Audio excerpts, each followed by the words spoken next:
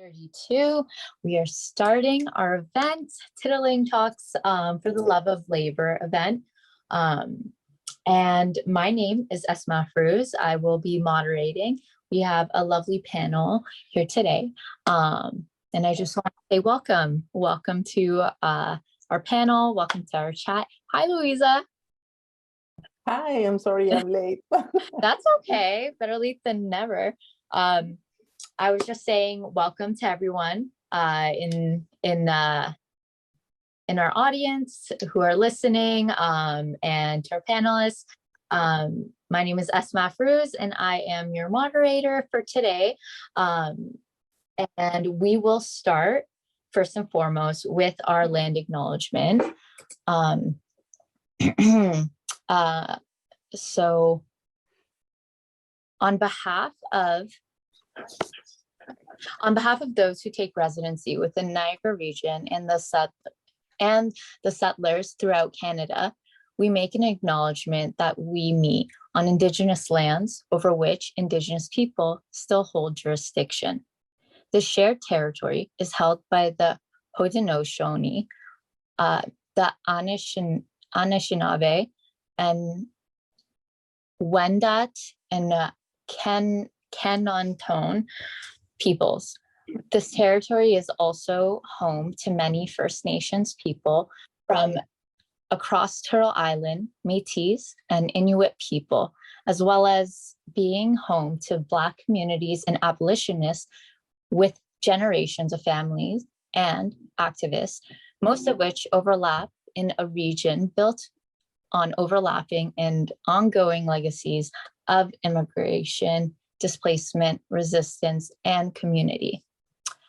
Those of us who have immigrated or settled in this area have a responsibility to the stewardship, practices, and responsibilities of our Indigenous communities, nations, and our relationships, as well as an essential step in practicing Indigenous solidarity and respect for lands invaded, colonized, and stolen. We make the first steps to acknowledge and address the persecution and oppression of the First Nation communities. It is the responsibility of us settlers, newcomers, and those labeled as Canadians to denounce colonial regimes and build relationships as a first step of reclaiming land and mobilizing support for the Land Back movement, led by Indigenous peoples. Taking action points to the importance of acknowledging that all of us, both Indigenous and newcomers, are treaty people responsible to uphold the treaties first made here. A key treaty governing this territory is the Dish with One Spoon Agreement. This treaty between the Anishinaabe, Mississaugas, and the Haudenosaunee binds them to share the territory and protect the land. We also call attention to Upper Canada territories, the two Roe Wampum, and the 1764 Treaties of Niagara, all of which outline our responsibilities and requirements as occupants of these lands. Accountability to our treaties' responsibilities means ongoing discussion and the last impacts on ongoing attacks of the violent colonial systems we benefit from. We cannot move on with this world and our activism if we are not first rooting our work into the calls of action from the Indigenous peoples of Turtle Island and more globally. This being said, I will open up the floor soon, and just going to do an introduction for all of us panelists, and then afterwards, if we can begin to answer some questions, such as what does it mean to take action and break down the fear when it comes to understanding Indigenous communities and Indigenous solidarities as allies or being Indigenous. Where do we see the parallels between our own experiences of those of Indigenous communities in terms of taking action and challenges Canadian nationalism? Does it, and what does the future of land acknowledgements look like? As we know that with change, the first step is acknowledgement. But how do we move past that? How do we mobilize a movement and activism? How do we mobilize and move activism from the verbal acknowledgement to a physical acknowledgement, to an action plan? So once again, my name is Asma. I'm a third-year labor studies student at Brock University, and I have the honor of being the moderator today for the panel. Today's Titillating Talks is labeled For the Love of Labor, and I will pass it on to Leila.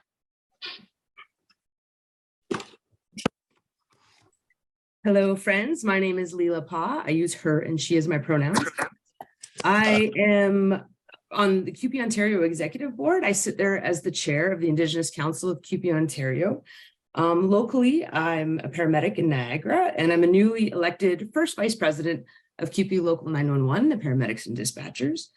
I previously served as equality officer for about 3 years, and I've been involved with health and safety for over 10 years. And the co-chair of the Health and Safety Committee in my workplace for approximately 6 years. And I am just immersed in workers' concerns and issues, and I love to help any way I can. Thank you.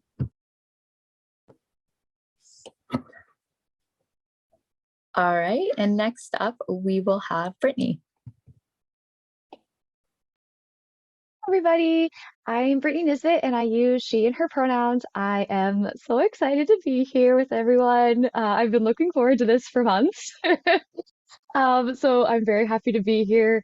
I'm the third vice president of CUPE Ontario. I have been a member of the CUPE Ontario Executive Board since 2018, so I'm going into my 5th year.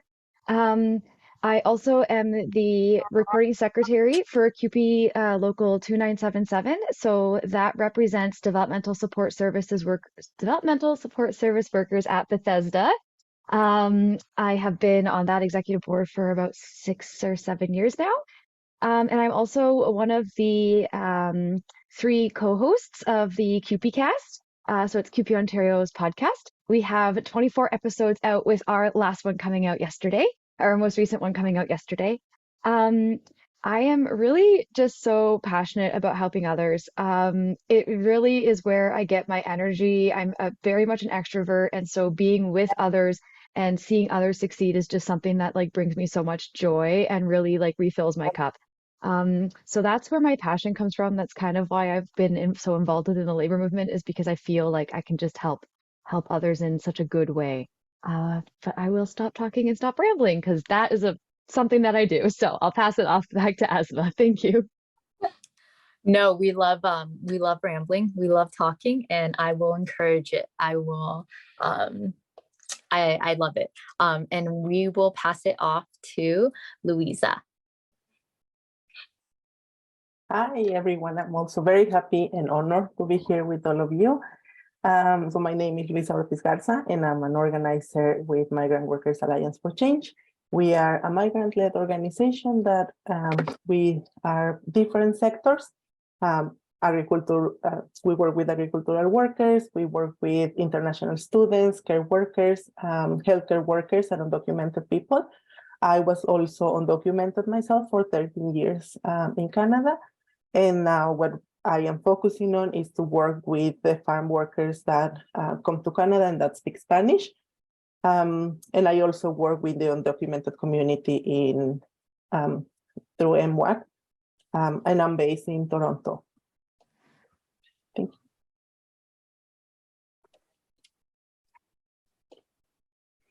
Thank you so much, Luisa. And I just want to confirm your pronouns. Yes, sorry, she and her. Thank you. I actually need to confirm my own pronouns, she, her, because I forgot that at the top of these talks. I will pass it off to Patty. Hello, I'm actually quite excited. I'm a she, her. I am older than most people, and I have been active in the union movement, labor movement, women's movement, AIDS, all of it mostly in Toronto, where I started for a very long time. But I think what piqued my interest mostly when I got involved in health and safety, which is my passion, is I worked at a factory in Scarborough that made Bisto gravy. And, you know, in the hospitals, in the olden days, they used to have coffee and hot chicken soup in those vending machines. Well, they used to make that there as well. And I was there, and a young guy from Newfoundland came to visit his sister, got a temporary job in the factory, and had an accident that changed his life forever. And that sort of got me interested in why he got hurt, all that stuff. So I just fueled the fire, and I've been active and passionate about health and safety ever since then. So, and I'm currently retired, but I'm not really retired because I'm quite active. But I'm retired in terms of I'm not working anywhere specifically. But the best part is I got paid to argue for a living for the last 13 years. So you can't beat that. You really can't. That's incredible. Being paid to argue. That is my dream job. And you can never retire from doing abolition work, right? No. So the day I die. Amen. I just want to go over the technical notes for our audience. This event is a part of our monthly Titillating Talk series, a monthly collaborative discussion amongst a panel. This event is being recorded and will be available to view on the Niagara on the Lake YouTube channel. The captions can be turned on using the button in the bottom right hand, and it has like a clicking option. So if you're having trouble, message the chat, and hopefully we can get some guidance there. You can also ask questions there as well. I'm going to go over the questions I initially asked in the land acknowledgement, just so that we can kind of flow from there. What does it mean to take action, and break down what fear is when it comes to understanding and learning about land acknowledgements and Indigenous communities? As a lot of us are still learning about Indigenous history, about Indigenous, about the importance of Indigenous communities, and it hasn't really been taught in our education system. There isn't necessarily a space where we can acknowledge and have solidarity growing up within our education system. So how do people begin to build this solidarity and to work as allies? So how do we break down that fear of, misstepping and just understanding reconciliation process?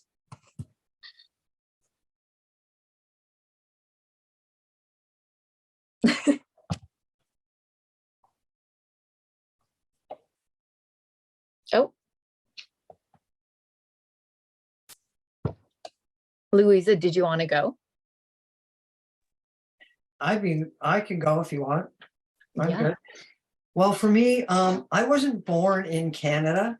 So for me, it was weird to start thinking about what Canada was for me. It was very difficult because as an immigrant back in the 50s, I was called all sorts of names. So I didn't, and all I knew back then was that there were people that were treated worse than me back in those days, because I couldn't speak English when I came here. So, and back then people really treated you mean. So when I got the opportunity to learn about Indigenous people, I read a really interesting book about it, and it really opened my eyes. But it wasn't until people started to talk more about Indigenous people and struggles that we were able to actually talk about it.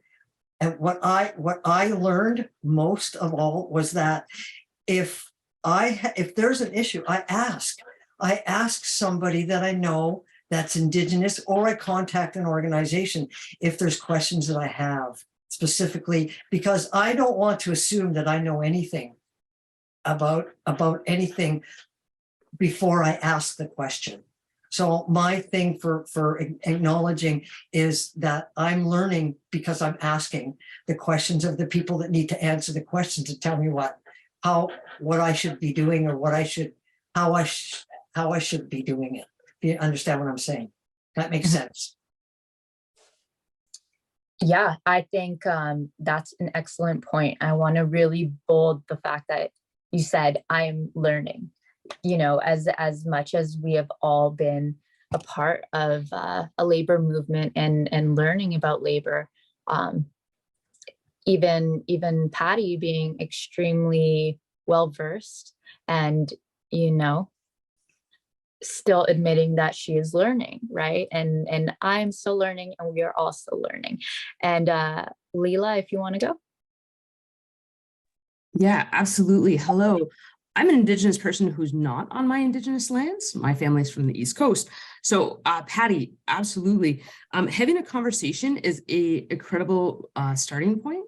And I mean, land acknowledgements have kind of become like a checkbox in different public settings where people just kind of ramble through it and read it, and it's not really relevant or meaningful. Where I would like to see, like, even as new to this land in my life, I want to see people respect the land, go out and love the land, protect the water, pick up garbage. It's like the little things that you can do to better your environment, the space around you, and really show that respect to the land and the people from the land. Mm-hmm. Yeah. Thanks, guys. Thank you. And I also wanted to add in the second kind of question when it came to the land acknowledgements. Where do we see the parallels between our own experiences and those of Indigenous communities in terms of taking action and the challenges of Canadian nationalism? So I will start and mention how my family is not from Canada. I was born and raised in Canada. But my family is from Afghanistan originally. They fled war and persecution, and they came here. And though my mother was very well versed in journalism, though my father was a professor in architecture, we came here, and I was born shortly after, which made things a little bit harder having a family of 6 and being recent immigrants. But I think that, you can assume that with post 9/11, it really became hard to live as a young Muslim girl and living in that position in society. And growing up and trying to find my footing in the world. That being said, I never felt like I belonged to this colonial Canadian culture, and it was hard to have a connection and a bond with people who were very, very pro Canadian nationalism, because it was in direct violation of my identity. And I think a lot of individuals can really have solidarity with that, not feeling like they belong, and not and wanting a feeling of home. I've only visited Afghanistan once, but there's an estrangement to that land, to that spirituality. And visiting it was very, very, very like overwhelming with emotions when you can take care of the land, when you can just immerse yourself in a place where you know that your ancestors and the history has been taken care of and loved and cherished within those lands. I will open it up to the panel if anyone wants to add on to that. Okay, yeah. So I actually am a settler here. So my family has been in Canada for forever and a day, it feels like. My grandfather likes to say that we are United Empire Loyalists. So I've been here for a very long time. And so as a settler, and especially like, to be honest with you, it's been my experiences within the labor movement that have helped me learn so much more about the Indigenous folks and their culture and land acknowledgements. And at the same time as when I became more involved within the labor movement and CUPE as a greater whole, I also started to learn a lot more about the murdered and missing Indigenous women and girls. And I'm going to mention someone who is an activist here in Niagara is actually, I was listening to a podcast, and Fallon Farnacci was was someone who was speaking on the podcast and sharing her story and her family story, and how it relates to the murdered and missing Indigenous women and girls. And I'm not going to tell her story because it's hers to share, not mine. But that also aligning with the things that I'm learning within the labor movement within the same time of each other really opened my eyes a lot. And so since then, I've really kind of started to look at where I live and whose land is this really, and what can I do as a settler to, give back to the folks whose land my family lives on. So I've been doing like that work myself. I've been trying really hard to, uplift Indigenous voices. So again, another example, Fallon had something going on a year and a half ago now. It was a fundraiser, and so I was utilizing my social media platforms to uplift her voice, just as an example. Because I also recognize that, folks who are Indigenous or folks who are racialized, on social media, especially, for example, they don't, the algorithm for some reason doesn't show them. And I don't think that that is appropriate. And so I do what I can to uplift them as much as possible. And then just for folks who maybe want to learn more, I have mentioned that I am one of the co-hosts of the CUPE cast. So we actually have an episode, it's episode 14. It was released on June 28th of 2022. So it's from last year. Leila was a guest. She and I had a fun conversation and interview, and that one, it's called From Reconciliation to Reconciliation.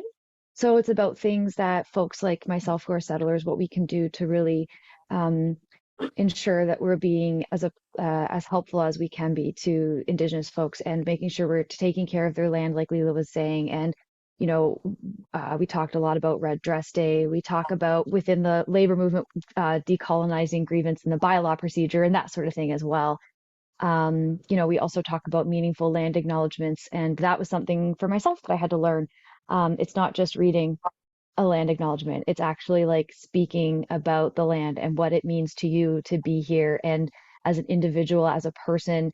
And it's how that's different for everybody, but how we really need to acknowledge that. So that's kind of where I look at myself in comparison. Like, I'm not going to compare myself, and that's where I really look at what I can do to assist with Indigenous folks and the land acknowledgements and that sort of thing. So, thank you.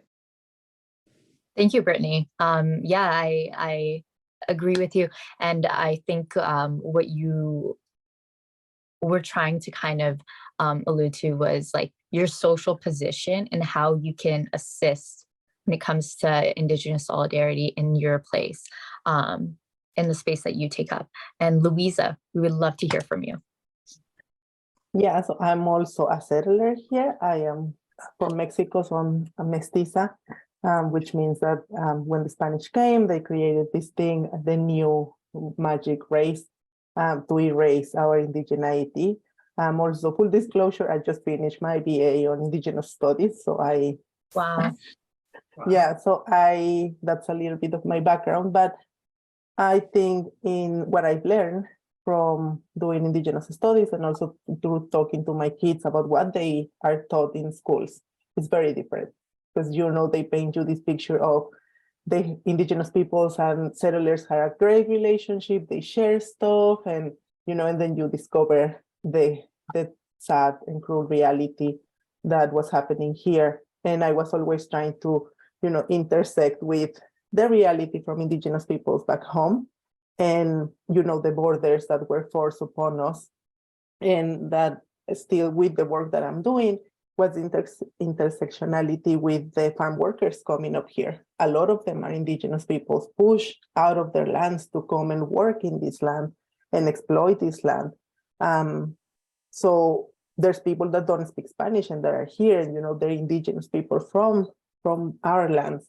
So how do we work with that, and how with that follow the lead from Indigenous peoples of this land, which I think it's what I'm trying to do, and that's my positionality. Like I need to follow what Indigenous peoples are fighting for here, because they're not just fighting for their land, they're fighting for our world.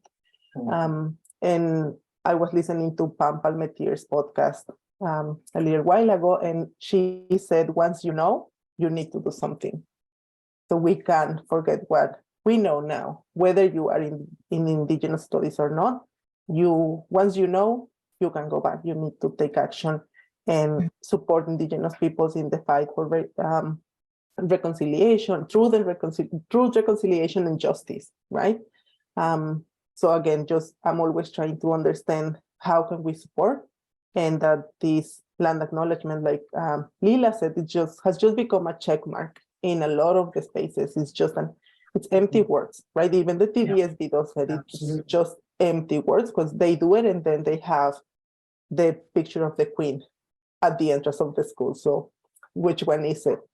So yes, but in summary, following the lead of Indigenous peoples and respecting what they wanna do, because they're fighting for all of us, not just for them. Mm-hmm. Yeah, I completely agree. Wow. I was just really basking in what you're saying, and I think my eyes were getting watery, because it has so much significance, because abolition for one community is abolition for all communities. And as a settler myself, and knowing that my parents also were forced out of their land, of their heart, the land is the heart of a lot of cultures, of a lot of people, and being pushed out. I mean, it's such a devastation. And then not only to, you can't ever conceptualize the pain and the suffering that Indigenous communities go through. So we have to be there as settlers to support. Like you said, when we know, we must do something about it. And I'm going to actually move on to the next point that we kind of touched upon, but it was, what does the future of land acknowledgements look like? Change begins with an acknowledgement, but where do we move past this point? Because when I was writing the land acknowledgement, I was a little bit frustrated, because I'm like, there's so many counterproductive things that are happening. We say land acknowledgements and stand up for the national anthem. I remember standing up for the national anthem while, the Afghanistan war was happening. And I'm like, this is strange. I don't agree with it, right? So I know that we've already touched upon it, but if anyone wants to kind of add on to that point of how do we mobilize the solidarity?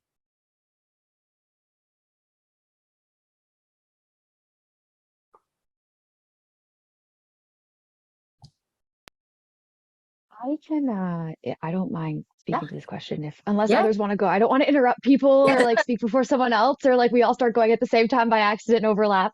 Yeah, I feel like that's a common fear, but okay, cool. Go for it. Great. And by all means, feel free to interrupt me, someone else too. I will just go for it. If I say something that someone's like, oh, I want to talk about that, by all means, just go for it. So I feel like I had mentioned before, and it was put into the chat about the podcast episode that I talked about. And so a little bit like behind the scenes. So when the folks on CUPEcast and myself, when we are drafting our script and our talking points about what we want to talk about, we get to kind of each choose a topic. And so one of the things that I chose was I wanted to talk about meaningful land acknowledgements because of this exact thing. Like, how do we just move past saying the words? Because saying the words doesn't do a heck of a lot, you know, like you just read it and you're like, okay, we're done. You check that box, you put the paper away, it's finished. We've done our due diligence, but you actually haven't. And in my personal opinion, I feel like if you're just reading it and then not acknowledging it all again throughout the rest of the event or whatever it is that you're doing, I actually feel like that's incredibly offensive. But this is just me. So the thing that I decided to do the research on when we did the podcast episode was Daniel Stevens. He did an excellent job on, there was a panel back in like March, I think it was, of last year. And he actually did it about meaningful land acknowledgements. And he did this in conjunction with the Ontario Federation of Labor. And so folks can look it up if they're interested. But it's an hour and a half and it is incredibly informative. And so he talks about like how when you're saying land acknowledgement, you need to like present who you are. You need to say like why you're there. You need to speak about why it's important to you in the group. And then it's like, is a land acknowledgement appropriate for the actions that you are doing? And then taking it even personally a step further is like, okay, I've said it, but like, what can I myself do as a settler? What can I do? Like, instead of just saying this. So personally, I try really hard to, you know, make donations to Indigenous groups around here. You know, as I said, I try to really uplift Indigenous voices. I also try to invest my money in Indigenous brands. So like Cheekbone Beauty, for example, that is from St. Catharines and it is Indigenous based. So I try to put my money into those sorts of things. And I understand that I'm in a privileged position to be able to afford those things, and it's not something that everyone can access. So I try to do that as well. And I think another thing that's important in remembering this is just because you do it doesn't mean you always have to talk about it.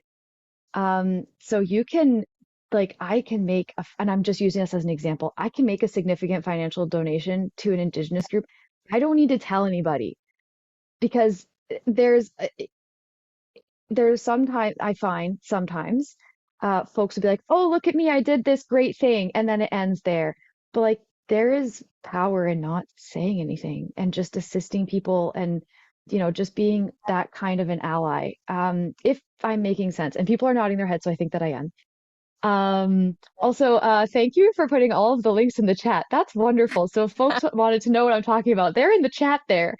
Yeah, so I'm going to stop there, but those are just my thoughts on what your question was, Asma, and thank you. Thank you, Brittany. Yeah, no, our chat is the people controlling like the chat.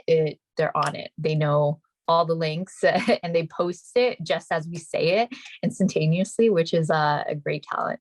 And actually, I just want to add, because Brittany mentioned, you know, about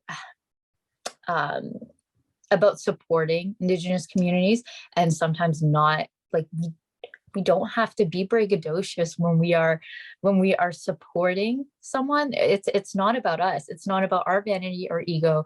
It is about just being a part of a coalition that helps support. It's not for us to use as a talking point, or, you know, to use land acknowledgements as an ornamental sort of procedure, right? This is like that we need to apply more emphasis on it. We can't have a cognitive dissonance where we just say words, but have complete inaction in our own lives. It's hypocritical and it's ridiculous, really. But once again, that is my opinion as a settler. And one of the resources I actually want to outline is a resource to utilize and explore. It is an Indigenous allyship toolkit. This resource will be made available, and I encourage everyone to access it. It is just something to help organize and kind of mobilize your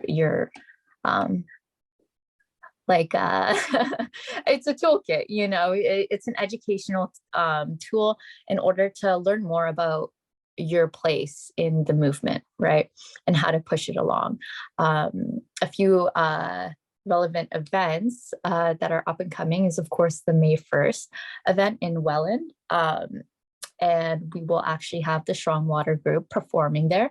Along with that, we have the May 5th Red Dress event, where it will take place starting at 5:30 p.m. in St. Catharines City Hall. They will be walking to the Merrill Walker School of Fine and Performing Arts. And then they will actually also have Jackie Labont and the Strong Water Singers that will be featured there.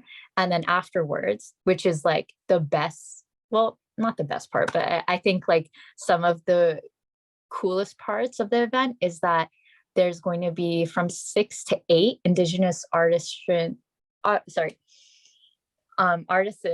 market that will be hosted in the lobby of the Merrill Walker School of Fine and Performing Arts, where we will have Indigenous artists, you know, showing their works. And I think that that is an incredible opportunity and a way to also show that we love Indigenous culture. So people need to stop appropriating it and actually help support our Indigenous community, and especially our Indigenous artists, because wow, Indigenous art is incredible.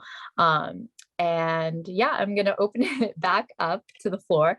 And I'm actually going to ask our first scheduled question, which is, why do you or have you loved labor, activism, and supporting workers? We've all touched base on this. But hey, why not restate it? I will, if it's okay. I will go first.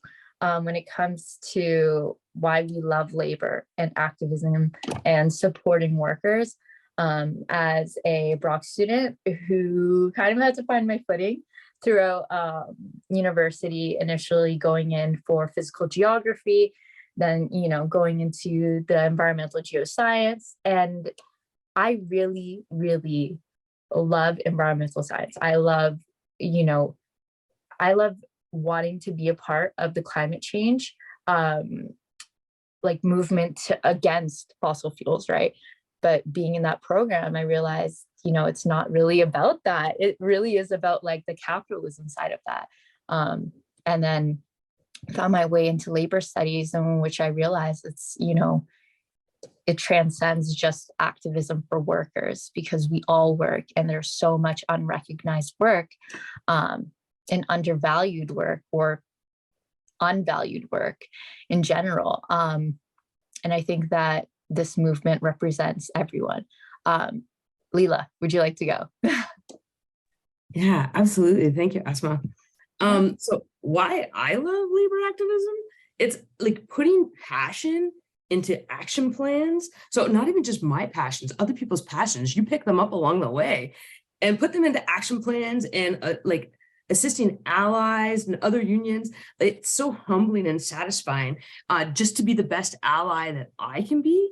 And like working for people who feel they have no voice or little voice, like that's a passion that burns inside me, to give them a voice, build the stage for them, give them space. Like my parents, they're retired unionists, and they always said, if you can help someone, like help them. So like I kind of like based my life on that, like my career in a paramedic sense, and in my community and well within my union. And the thing is, like, don't give up on people. You can try very hard and you can help as many people as you possibly can in your days. Mm-hmm. Yeah, no, great point, because, you know, sometimes we feel as though contributing to a movement or to a labor movement, you know, showing up to a picket or, you know, donating money, sometimes there's a distance to it, but you really do have to remember that it is a mobilizing force. Like we are a part of a greater stream, but we all do have to do our work, right? and we have to do our labor of love to support labor movements, which we love. Yeah, does anyone else want to go? I'll go. I don't know how to do the hand thing on there. Can't find the thing where it said, Yeah. oh, anyway, I can't, it's very hard for me to explain how much I love labor and how passionate I am about it. I was lucky enough to attend a 250,000 worker protest in Quebec City back in the 80s with CSN. All the unions went there. The CLC was involved, the OFL was involved, all of the various federations of labor were all involved, and it was the most eye-opening, most passionate experience I think I've ever had, because everybody was there for the same reason. And the reason was, we're here, you're going to hear us, and we want you to understand that, because there was a big strike going on at the time as well, right? So they showed the power that labor actually had, which was just amazing. And there's nothing better than seeing the look on a worker's face when the light bulb goes on. And or when you win something, like because I was a staff rep for OPSEU for 13 years, and I worked in the Ministry of Labor for 23 years. So I was able to see both sides, working for the Ministry of Labor, the side of workers coming to us, and then me being the defender of the workers when I worked for the union. And there's no other feeling when you win something. No, and it doesn't have to be something big, but just something small. Even if it's two other people in your workplace have decided they're no longer anti-union, that they're joining the forces. And it really makes a huge difference to your ability to go forward as a group. And there's no other feeling like it, quite frankly. Mm-hmm. Mm. Yeah, to reclaim power, like that is a huge thing. And I don't think we really emphasize how miraculous it is that, and how significant it is that, you know, people who have been put under ridiculous and oppressive circumstances have, you know, been forced to, like, you know, mend together in a movement to justify and to demand their human rights. And yeah, I think like that is, I mean, just talking about it, it's so like invigorating and, like, you know, gives me goosebumps. And let alone just imagining being a part of that, right? Sorry, Yeah. Luisa. Yeah, please.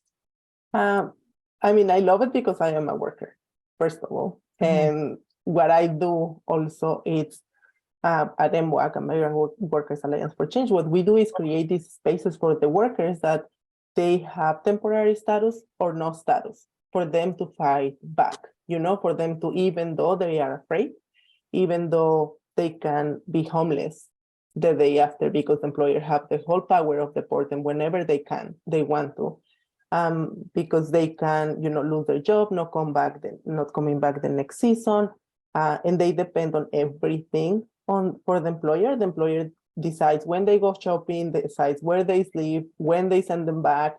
If they're sick, they can send them back. You know, like, this is that's why I do this, because it is my passion, but it's also because as a migrant, I know what it is not to have full rights. And that's why we are building these spaces. I mean, you know, in Brock University and Niagara colleges, there's a lot of international students, which are the workers. They're not just coming here to study. They pay 3 to 4 more times more than the tuition fees for permanent residents or citizens. And they're also in the gas stations. They're working at the subways. They're working at Tim Hortons. And they don't have equal rights. They can all be sent back. I mean, we know stories of international students being sent back because they ask for mental health support. So again, it's this power imbalance that we're fighting against for, because we don't have equal rights. And and like with the farm workers and the precarious work that they do, working for so long, the care workers living in their employers' houses. We also know about care workers being kicked out of the house in the middle of the night while raining or snowing, and they have nowhere to go. So I do this to fight that power imbalance, and to regain our power. And for that, we really believe that in order to win this, we need full and permanent status for all the migrants here, because that way, one, the employers are going to be more afraid of doing something when you have PR or when you're a citizen, because, or why aren't we the PRs or the citizens working in the fields, because they wouldn't be able to do as much as they do exploiting the farm workers or the care workers or the healthcare workers or the undocumented people that are not being even paid wages after they work. So permanent status gives you the power to fight back. And in the meantime, these workers are fighting back and are speaking up and are uniting in their farms, in the house, wherever in the colleges, in the university. We are creating chapters for international students to gain this power and fight back the universities, their employers that are continually exploiting them. Mm-hmm. And I'd like to add to Luisa's point to say that, it's not that, workers are even just, putting themselves in a position where, exploitation can happen. They are being targeted, right? If we consider as well, like how the point system, when it comes to immigration, like you look at it and you're like, oh, okay, like, one of the reasons why these a lot of immigrants can get accepted is because, well, they're educated or they have money or they have a university degree. And then when they come here, they're stripped of those very things that they qualify to come to Canada for. And they're forced to work low wage, precarious jobs. And then we don't even recognize a lot of the times the underclass, where individuals who have nearly no autonomy when it comes to controlling their work or the conditions in which they live and work under. It really does become, like where's the fine line between understanding that slavery is happening and it's happening here and now, like, not so far away, like just, down the street from us. If we understand that exploitation is everywhere, we need to understand and label it for what it is, which is wrong, which is closer to slavery than any of us have imagined it to be, right? That's what the workers call it. They don't stop their words, they're like, this is slavery, this is modern slavery. So we should call it as it is. Yeah. And to add on to that, Luisa, like it's that whole point of like, it's not like workers are working and they're unknowing of the conditions or, thank you for the pennies you give me instead of the dollars, right? No, like everyone is conscious that they're being exploited, but it's the fact that there's no option, right? We need status for all because there's power in understanding that, hey, there are consequences to your actions. It's disgusting how, honestly, just being a human and people aren't treated as human, that is disgusting enough. But on top of that, we need to understand that status for all really means human rights for all. And, tying that back with our land acknowledgement, we have to also mobilize forces to acknowledge the land. And that also ties into status for all workers. And I'm going to move on to our second question, if that is a-okay with everyone. Taking action is, what are your calls for action? So once again, we've already touched upon this, but I will go first, and I will say taking action is love, and what is my call to action really is the forgotten, the undervalued, the disrespected, the dismissed work that many communities have done. I remember seeing how poorly people treated my father, and he would perform skilled work in Canada, fixing computers, doing anything to meet like any goal or requirement that people needed. We were like on a shoestring budget with and he had 5 kids to support, and he would still say, hey, like if you can't afford this, it's okay, we have kindness, and like I understand that you're in a struggle as well, you're in kind of a pickle as well, and we can move past that. But there's a lot of people who have exploited my dad, and who have exploited the love and the kindness that they have shared, and it's really disgusting, and it still happens today, and it happens all around us. I think something that really needs to be highlighted, and something that I've been really kind of discovering more and more, is domestic work, right? And care work. Understanding that care work, oh my goodness, especially a lot of women, we're born care workers. Oh my goodness. Like I remember like being part of a large family, if you're 3 years older than someone, okay, well, you're an inherited mother figure. And like, there's a parentification,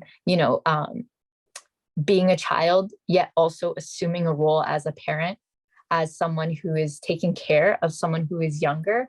My sisters have faced that with me. And I faced that with my sister, right? And other people within our larger community.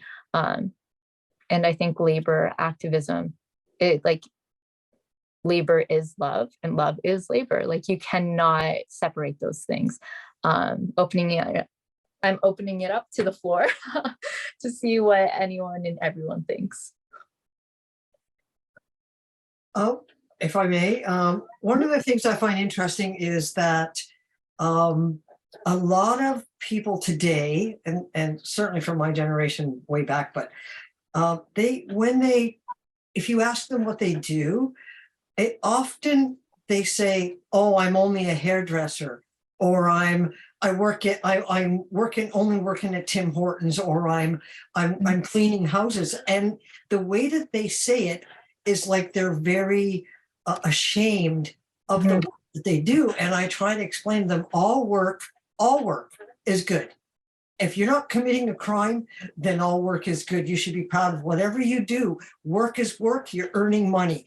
Be happy. And it's very difficult because people really do judge you by what you do or what you do for a living. And I think that needs to stop, because we can't base our lives on what we happen to choose as a job, or what job chooses us to do. I may be unemployed tomorrow, but I may have a job in 3 weeks, but that doesn't make me any less of a human. And I think we need to really focus in on people that workers are workers are workers, period. Whether you're unionized or not unionized, it doesn't matter.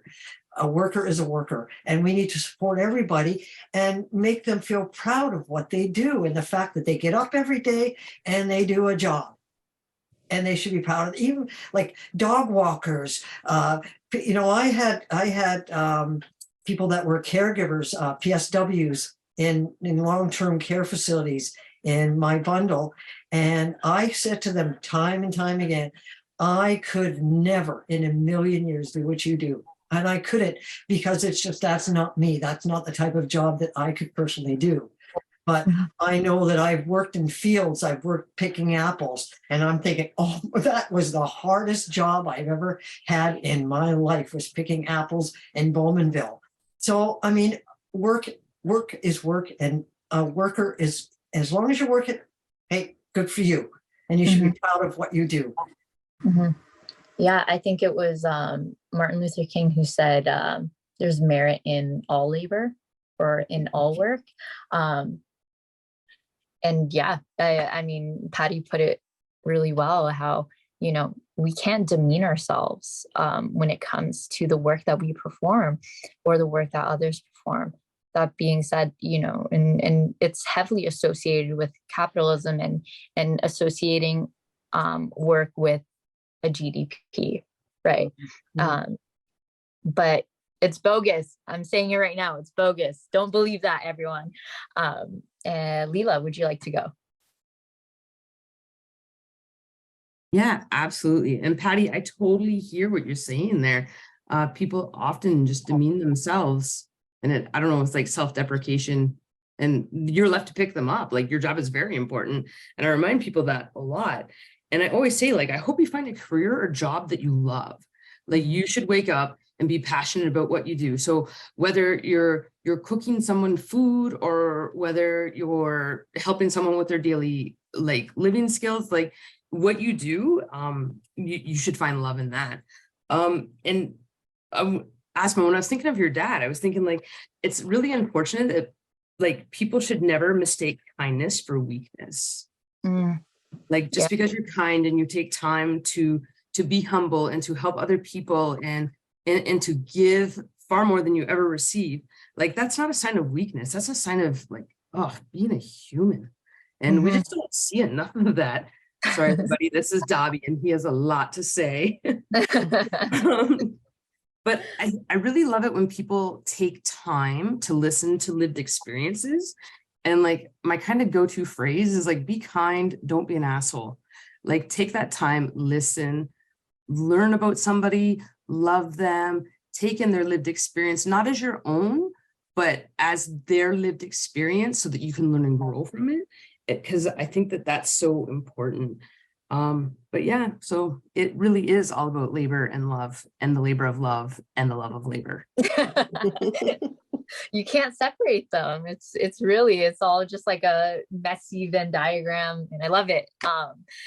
Yeah, and you know, to add on to Leila's point, you know, when we do demean ourselves or the work that we do, I remember being a retail cashier or salesperson, and I hated the sales, because I'm like, oh my goodness, I don't want to push this product on someone. But yeah, I mean, at the end of the day, we look at it and we say, hey, the staff that were working during COVID, you know, at Tim Hortons or in the gas stations, in all this work that was deemed essential work during the pandemic, where everyone was quarantining. It's like, okay, well, if it's so essential, why are they not being paid to do this essential work, for this social reproduction work that they are performing? That is really the backbone of society and keeps it going. Instead, you know, we place them in, you know, eroding circumstances where their health is being diminished by working during the pandemic. This also being said, you know, I think, Luisa, you mentioned how working with migrants, like, you consider their living circumstances, right? It's so detrimental to their health, and it becomes, or like, work and living conditions cannot be separated. You know, so there's that kind of crossroads of understanding, like, and I think it's quite often with capitalism, where you're expected to clock in for your shift and just not talk about how they are underpaying you, or how they expect you to be here on time at like 6 a.m., even though you don't have a car, which means that you have to bus and take like 3 different buses, and how that is costly on you, right? That's just an inappropriate conversation to have. It's the not safe for work conversation, and it's just, we need to talk about everything we were told not to talk about, you know. Yeah, so you remember in the middle of the pandemic, like farm workers were dying, PSWs were dying, care workers were dying because of the living conditions, right? There was no safety. And again, because employers have so much power, there were workers working sick.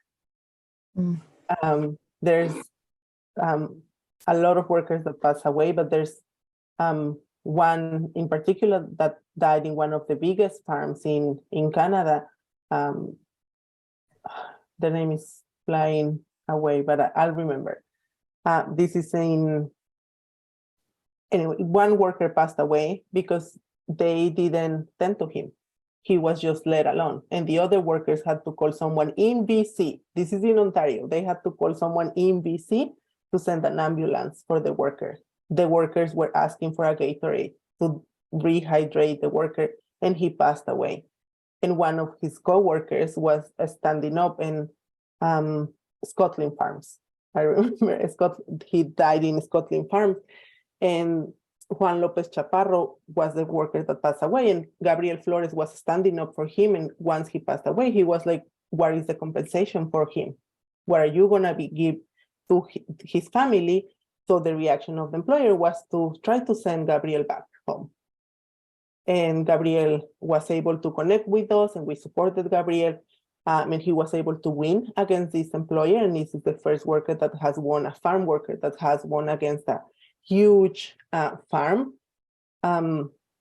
because he had the support of the rest of the farm workers and the migrant workers standing up. But Gabriel was brave enough and had the co-worker support to speak up and for the rights of his co-worker that just passed. So because they were sleeping in the same conditions, at some point, everyone in that farm had COVID. And I'm talking about hundreds of workers. And this is not the only farm. It was happening everywhere, including Niagara, Leamington, wherever in the country, they were put in these conditions because they were forced to work. Because what matters was the money that employers were going to lose if they didn't work. So that's why, again, this is why we do what we do, because we are led by the migrant workers. We're not just, an activist group. They are leading what we do. And we have monthly meetings with the workers in each of the sectors, and they make decisions on what are the next actions we can take in a safe way, because again, they are afraid. So if there's one thing that COVID left us, it's the anonymity, right? Because now workers can put up a mask and send the picture with the Status for All campaign, or they were doing one that used to say, we feed you, we deserve a Status for All. They did a challenge. They were challenging Trudeau, saying, Trudeau, we challenge you to be away from your family for 8 months like we do. And these are farm workers pushing against the very systems that have them in this place. Because, in order for them to come here, the male in Mexico, the male workers, they have to have dependents. They have to be married and they have to have dependents. The women, they have to be single moms in order to come here. So this is, it's a tragedy, right? It's a tragedy because you're going to be so afraid of losing the money that you can send to your family that you cannot speak up. In their contract, they're not allowed to unionize, for example. So our MWAC is that space for them. It's a democratic union, not an official union, but it is a space for the workers to take back the power that they deserve. And again, a Status for All, it's the way that will give them that platform to start fighting back, to continue to fight back without the fear, without those chains of fear that right now they're attached to and they're breaking. So you were asking about calls for actions. I saw that in the chat you already posted our petition. So you need, and we also need to talk, I think at some point, about solidarity and how to build solidarity about amongst our movements. So we need your solidarity. And if you sign the petition, we need to push very hard for this. We're also focusing at this moment to target the 38 cabinet ministers. So if you have a cabinet ministers close by and you wanna deliver the petition or you want to poster their office, you can also do that because we are really close to win the regularization program. This is a program that would give permanent status for undocumented people in Canada. There's more than 500,000 people here living without status. So imagine if you have very poor rights when you have temporary status, imagine when you don't have status. And I know that firsthand. So if you can look for these 38 cabinet ministers, target them. We're going to have some actions coming up soon. We have been sending them letters so that we can meet with them and talk about this so they can push the regularization program. Also, like I was saying, Niagara with Brock University and Niagara College, it's international students county, right? So it's full of international students. So right now we're also pushing the justice agenda for international students. And I am gonna share the ways that you can, if you're interested in creating a chapter in your university or your college, you can contact me. I can share my email and I'm gonna share the tools that you can also use so you can sign the petition for the justice agenda for international students. If you're already part of an organization or a group and you want to be part of this platform that is not only gonna benefit international students, but all the students in your campus, you can also, I will also share that link. So those are my calls to action: sign the petition and sign up for the platform for the justice agenda for international students and status for all. Thank you, Luisa. Wow. Wow. So much kind of like, it's just so much good information. This is so vital to understand. And, you know, when it comes to being forced to work in these circumstances, it's ridiculous how, you know, say PSWs and like, you know, like taking a different like perspective and even looking at PSWs, personal support workers in long-term care, right? Like more than 2/3 are actually recent immigrant women. And, you know, and that is systematically done on purpose. And these are some of the hardest kind of care jobs you can imagine. And this is 24-hour care. This is care that is not being paid for. It's not being understood or recognized.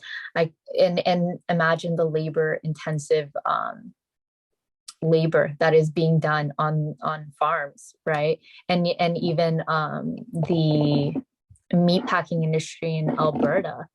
That was just horrendous, you know, the news coming out of there.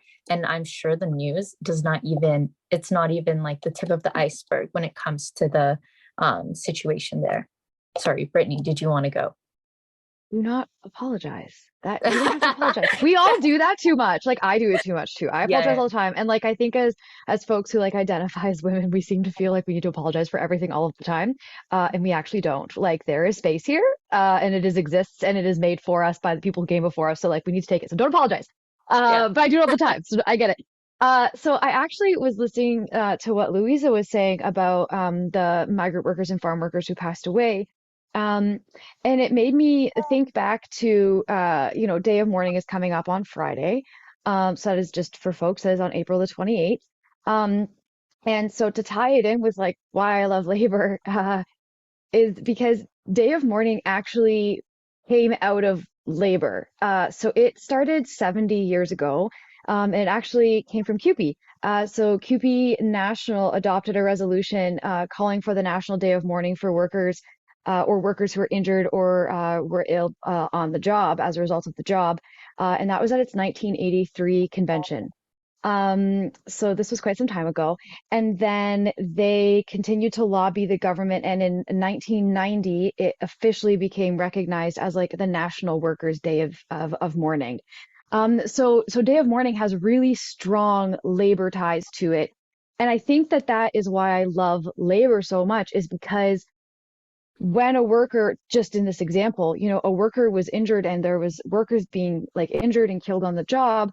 And so labor stood up and labor did something about it. And now we have this national day. And if it wasn't for labor coming together to do that, we wouldn't have that. And day of mourning is not just for like unions, it is for every single person.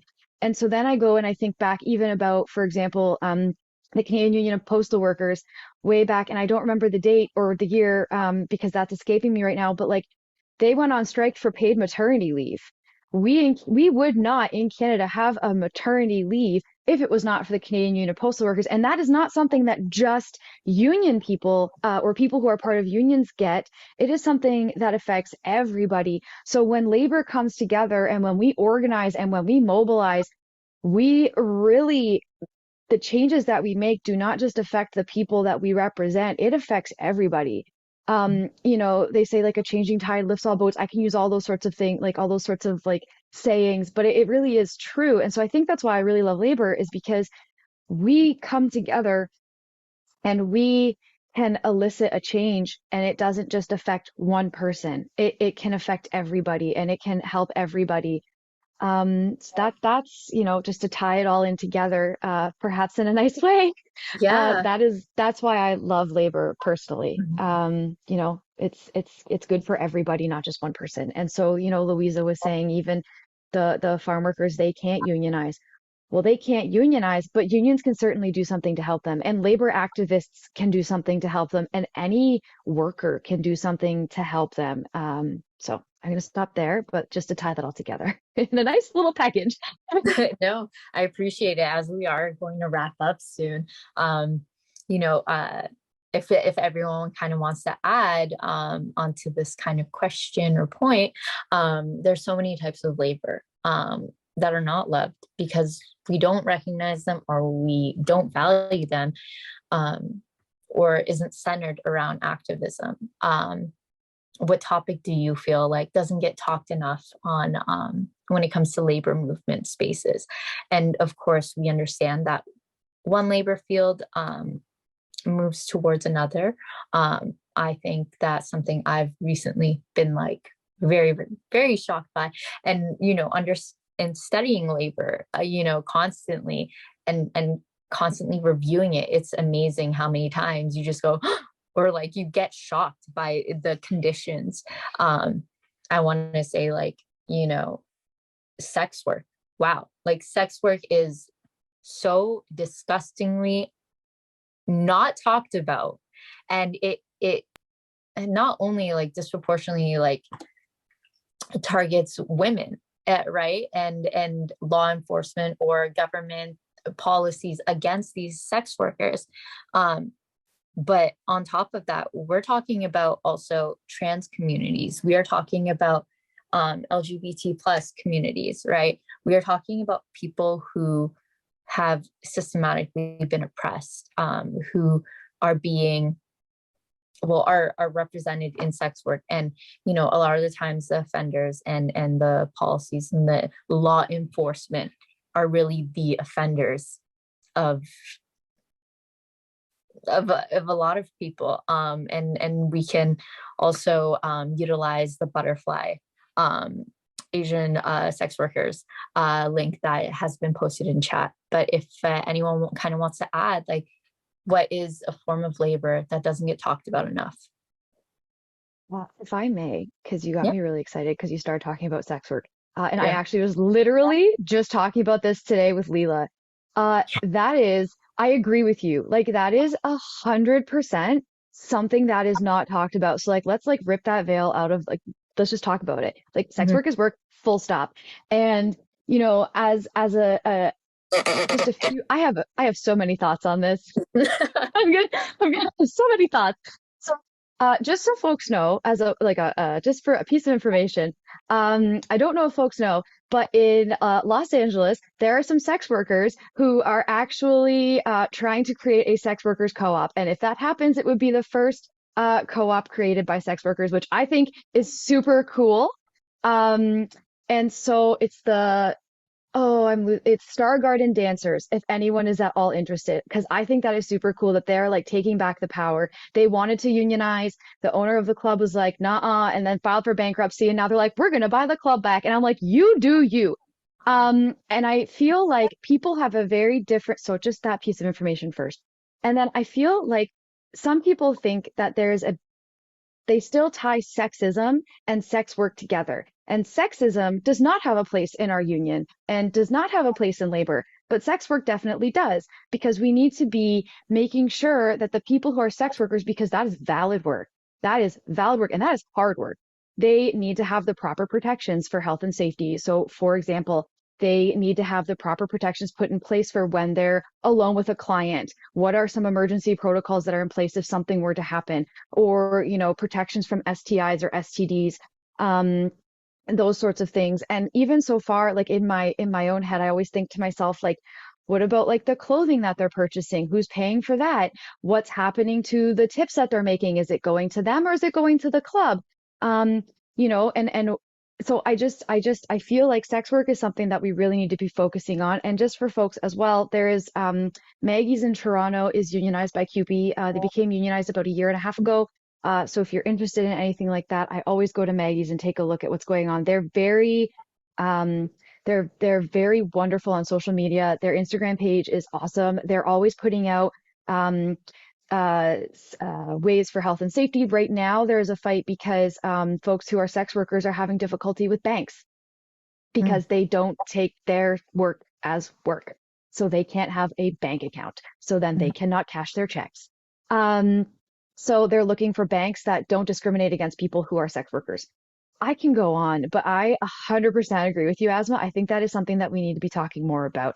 And thank you to the person who's doing the chat, because there's all of the things I was talking about there. And one more like little plug for the Star Garden dancers and just a podcast if people are interested. And so CUPE cast came out yesterday. We talked about unions are sexy. And so we talked about like the sex workers so feel free to listen to that episode. It's fantastic. It was one of my most favorite episodes ever. It was so much fun.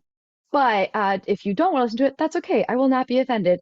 But there is a podcast called Cocktails and Capitalism, and they actually interview the people who are sex workers with Star Garden dancers, and they talk about like their fight and what's going on. They go into like great detail. And then if anyone enjoys a good cocktail, they have a cocktail named after them. It's very funny. It's very cute. It's a very fun podcast. But I'm going to stop there so someone else can talk. But I agree with you, Asma. Yes. Wow. Thank goodness. You are a wealth of resources and knowledge. So thank you so much for providing all that. Just to add on to your point, I think sex and gender needs to be emphasized, that they are separate. And along with that, we need to understand that, sex work is being done, when it doesn't want to be done, right? So if we consider, circumstances of migrant workers, there's situations where sex work is put on them, right? Where they are assaulted or systematically they are, assaulted to the degree where it's like, it's ridiculously just normalized within like employers to just violate their workers in that way. I was reading a chapter from one of my gender and women in gender studies book, and it was saying how in like the early 1900s, how they would pick the most suitable or the most respectable of women. And that was kind of a dog whistle or coding to say that their domestic work in a household was also kind of, they were exploited and sexually abused in those environments when it came to women immigrants who did perform domestic work. So I think that, there's a lot to kind of like discover and kind of to learn about that movement. But yes, sorry, opening it up back to the floor. Anyone else want to add an under-acknowledged labor?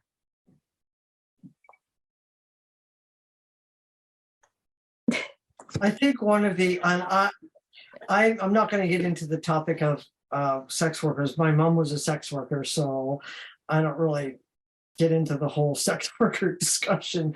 Not that I have an issue with it, but it's not something that, it really is my bailiwick kind of thing. But I think one of the underrepresented groups are youth. And I think that, and as someone who worked for the Ministry of Labor and I have seen firsthand how many young people are killed and maimed on the job. And it is unbelievable how high the numbers are. And it's not because they're young, it's because they're not told, they're not taught, they're not shown, they're not explained, they're just shoved. I mean, they're put into a workplace and they're expected to know what to do. And even places like McDonald's, there have been so many fatalities in fryers, for instance, where they make French fries. It's, I mean, we need to address what's going on in the Tim Hortons, where the youth work, where they actually perform work. They perform work using lawnmowers, lots of equipment, all sorts of things, and they're never ever trained, and they need to be trained on it. So I think that that's one of the one of the most underrepresented groups, because they're so young, they're paid less too, right? So they're treated differently because of their age. Mm-hmm. And discriminated against because of their gender as well, depending on whether they're male or female, right? And if they're immigrants, that's even harder for them. Mm-hmm. So if you're a person that doesn't speak English and you're young and you and you get a job, it's going to be 100 times more difficult for you to get a foothold in the workplace and understand what's going on when they don't teach you or show you. Yeah, easier to exploit as well. When I know that there are cases of, when it comes to agricultural work and migrant workers, where there was cases where Jamaican workers would be able to understand the English that the employers were speaking, and the employers said that it made them uncomfortable that they could understand the English that they were speaking. You can't make this stuff up. It's so ridiculous and disgusting. But anyone else? Yeah, I mean, we've been talking about migrant workers, right? We are very underrepresented, and we are moving this country. We're building this country. We are construction workers, care workers, again, people delivering our food. Like during the pandemic, we were the ones in the front lines, and we were the ones dying. So care work, farm work, PSWs, healthcare workers, undocumented people, we have to continue to work, and we have to still continue to work, and we are still underrepresented. For example, the farm worker program is been here for more than 55 years. I think it's 57 this year. And we don't talk about it. We just take it for granted, right? That migrant workers have been not only feeding Canadians, but also exporting foods and contributing to the Canadian economy that way. But nobody talks about that because it is uncomfortable. It is uncomfortable to hear the Jamaican workers speaking. And it's also, again, it's not a coincidence that they're bringing Spanish speaker workers, right? Because I've talked to workers that they're like, the employer is showing me Google Translator while he's screaming at me, and then I just have to read what he's screaming at me on my language, and then I can complain.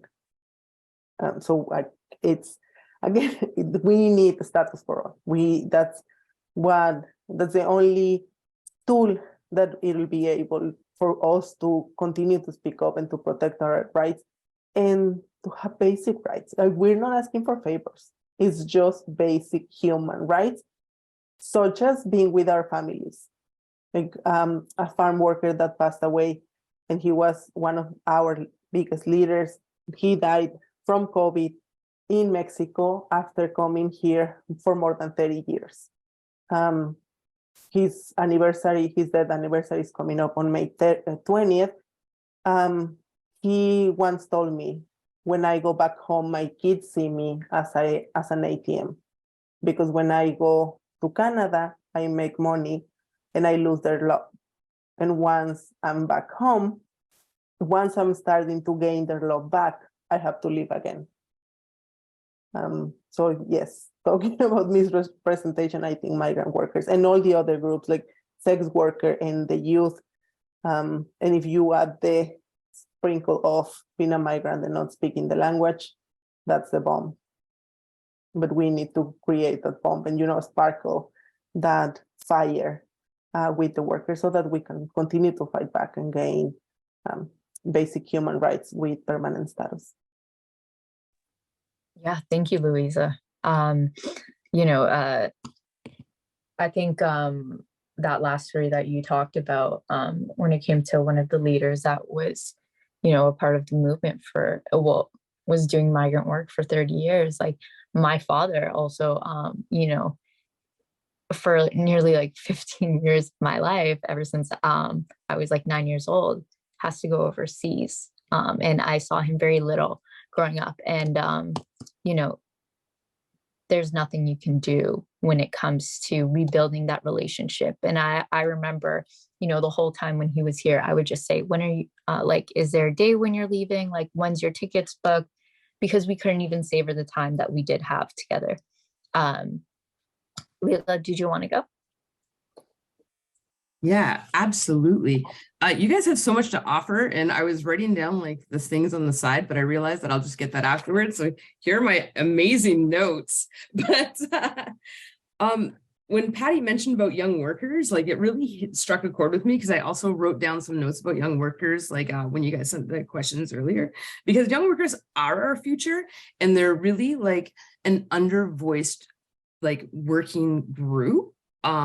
They feel they don't have a lot to say because they feel they don't have a lot of experience, but we need to lead them and like show good examples, educate them, aid them, be their allies, and like do things like make space for them and like build them up and invite them in, because they're not going to learn what we know if we don't make that space for them. If we don't make them comfortable in their workplaces, they're not going to be like, oh, hey, Asma, how do I do this? Or, oh, hey, Luisa, I did it like this. Can you think of a better way to do it? They're not going to have those spaces. So always encourage them and always be their ally, because safety does come first. And Luisa, when you're talking about migrant workers, it made me think of a lot of like the BIPOC workers, women workers, the BIPOC women workers, because most of the time, from my experience, I find that they're the ones that are fighting the hardest for equity in the workplace and also equality amongst staffing. So they're generally underpaid, and it makes them feel like they're underappreciated, but they have such important jobs. And it would be really awesome if there was I know here's a little plug for CUPE, that CUPE has developed a women in leadership program for Black, Indigenous, and racialized workers. Patty, I love your cat. And it was really awesome. It was a year program, and it was amazing at how many people you saw find their voices, find strength to speak up, find strength in mics and rooms full of people where these people would think that, last year at this time, like I didn't have a voice. And, but they were given space, they were given some training, they were given some strong leaders that were from BIPOC communities. And like this group of like 12 women have excelled. They are taking CUPE by storm, and it is amazing. But when you give people space and give them a chance to share their lived experience and to like work that into their careers or into the jobs, and to allow them to have passions about things that they're passionate about, you're going to have the most amazing, fearless, loyal working group that you could ever have. So be an ally and support these people. Thanks, guys. Lovely. Oh my goodness. We are definitely running a little bit late on time. But we have had a wonderful discussion. I wish we could just go on for an hour and a half more. Like I said, all of you are such a wealth of knowledge, and we are all learning, right? And I think like that is something that is so, so, so important. And when it comes to all of the things that we've mentioned, these are very, very important and passionate things, where people will always work. And if we incorporate more love into our labor process, there's no reason why any of us have to suffer, really, when it comes to workplace. It just really comes down to standing together and speaking up, right? I think, Leila, the point that you mentioned about young workers working in retail and in precarious jobs and working like sometimes 40 hours a week and still being considered like a part-time worker. I'm like, hey, like looking around, I'm like, is this normal? Is this what work culture is supposed to be? Because I hate it. I hate it so much. And I think something that really needs to be recognized and made uncomfortable are the circumstances that people are going through. Stop normalizing it. This is against your human rights, and it's against like human rights in policy and legislation. Just because the government wrote it down doesn't mean that it's okay. And I am actually going to go into some of the questions that were asked in the chat prior and during the chat. But I also do need to read some things. The information about Titillating Talks. We have a monthly speaker series organized by the coalition across Niagara, including community partners, including the Positive Living Niagara, the Niagara on the Lake Library, OPSEU, Brock, and many more. You can find them listed in the chat and in resources later on. Throughout the series, we have seen the importance of continuing and connecting. Some information about love of labor. We are excited to share actually tonight that the title for the love of labor is actually to kind of plug into this wonderful podcast that is coming up from our Justice for Workers Niagara team, members who are currently working on launching a radio show with CFBU. So that's like the Brock Radio, 103.7 FM. Sorry, I need to put my glasses back on. By the same name, CFBU 103.7 FM. And this is a central part of our community. It's actually recently also been defunded, and we want to continue pushing it and bring really great and useful knowledge to everyone.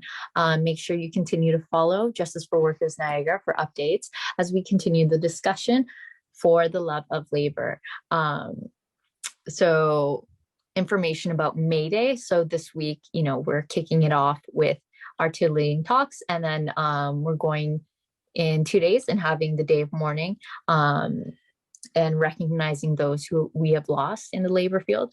And then on Monday, May 1st, we are having our May Day event. It's the 2023 May Day event, the second one in the Niagara region. In addition to today's events, all the kind of information will be linked and provided. Information about Justice for Workers Niagara.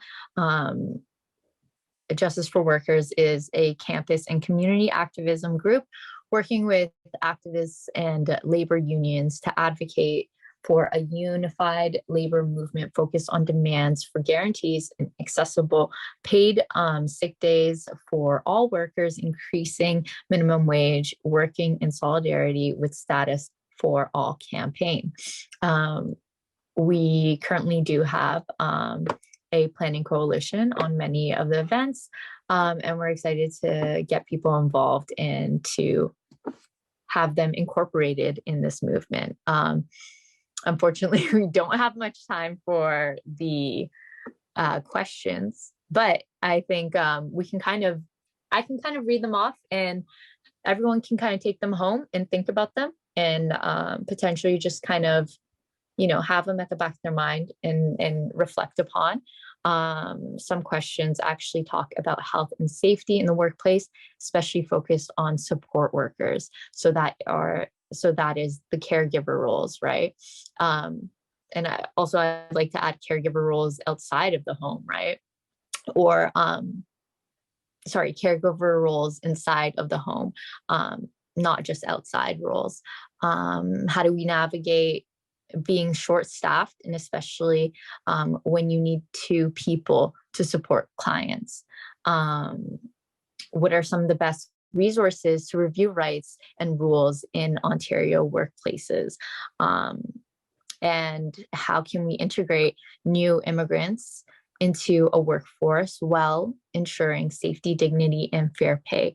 And I think Status for All really does touch heavily on that. I think we can definitely add migrant workers to that. Local Indigenous groups to work with. So I did mention that there is an ally toolkit. And on top of that, there are plenty of resources. You can access OPERG Brock website, which I encourage everyone to check out. Lastly, we can get started with talking about how we can encourage everyone to feel comfortable and just kind of interacting with the movements around us and locally. There are so many activism groups. And once again, check out OPERG, OPRIG, Brock, and you will learn a lot of information there. There's plenty of resources there. Any last notes or anything about the questions?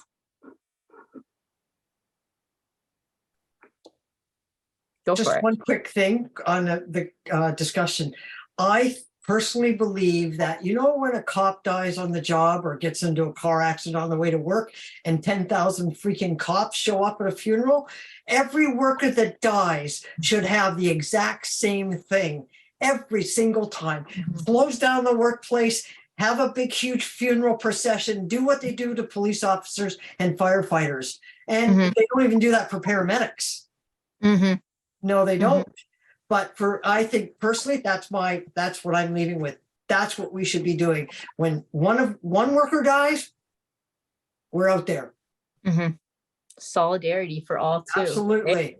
It drives me crazy. Also, at the beginning, when I was mentioning, our land acknowledgement, and there was a mention of Black abolitionist work. It was only last semester that I learned that Harriet Tubman Church was in St. Catharines. How insane is that? I'm 26, and I learned about Harriet Tubman's work within the region when I was 25. It's ridiculous. I felt like the education system failed me. I felt like I failed myself.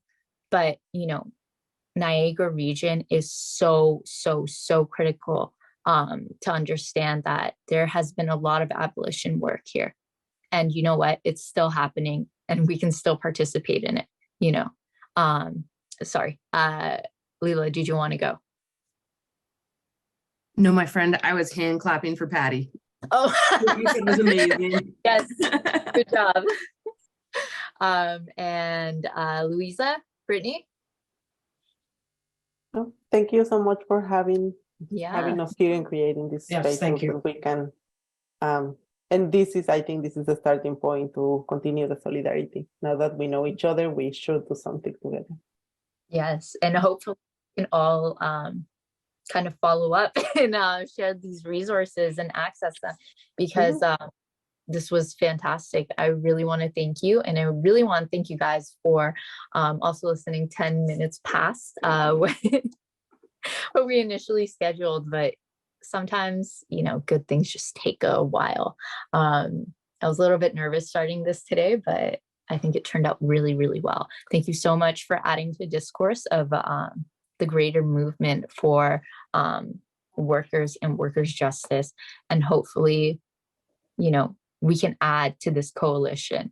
Once again, we do have our May Day 1st event, and that is at Merritt Park in Welland, happening from 4 to 7.